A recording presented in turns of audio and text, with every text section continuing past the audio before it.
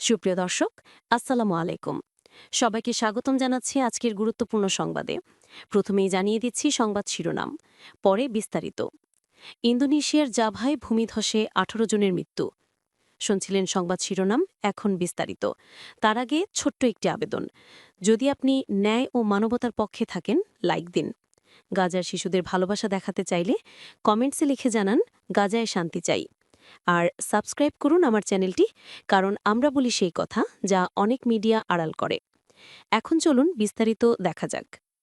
ইন্দোনেশিয়ার মধ্য জাভায় ভূমিধসে ১৮ জনের মৃত্যু।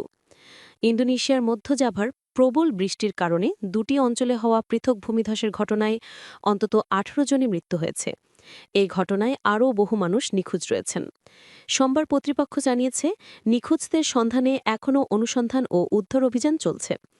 দেশটির দুর্যোগ ব্যবস্থাপনা সংস্থা জানিয়েছে, মধ্য জাভা প্রদেশের দক্ষিণ উপকূলীয় চিলাচাপ রেজেন্সির চিবেউইং গ্রামে ১ ডজনের মতো বাড়ি ভূমিধসে চাপা পড়ে।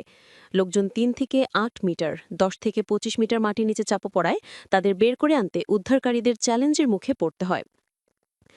চিলাচাপের এই ভূমিধসে অন্তত ১৬ জন মারা গেছেন এবং ৭ জন নিখোঁজ রয়েছেন বলে জানিয়েছেন স্থানীয় সার্চ অ্যান্ড রেস্কিউ দপ্তরের প্রধান এম আবদুল্লাহ। সোমবার প্রকাশিত একটি স্থানীয় গণমাধ্যমের ফুটেজে দেখা গিয়েছে, চিলাচাপে মাটি সরাতে এক্সক্যাভেটর ব্যবহার করা হচ্ছে। তবে গভীরতা বাড়ায় উদ্ধার কাজে ব্যাঘাত ঘটছিল। এদিকে শনিবার মধ্য জাভার বাঞ্জারনেগারা অঞ্চলে পৃথক আরেকটি ভূমিধসে ২ জন মারা গেছেন।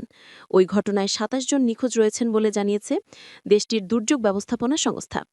এতে প্রায় ৩০টি বাড়ি ও কৃষিজমি ক্ষতিগ্রস্ত হয়েছে।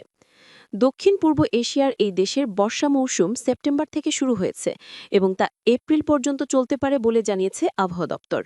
এই সময়ে প্রবল বৃষ্টিপাত ও বন্যার ঝুঁকি থাকে খুব বেশি।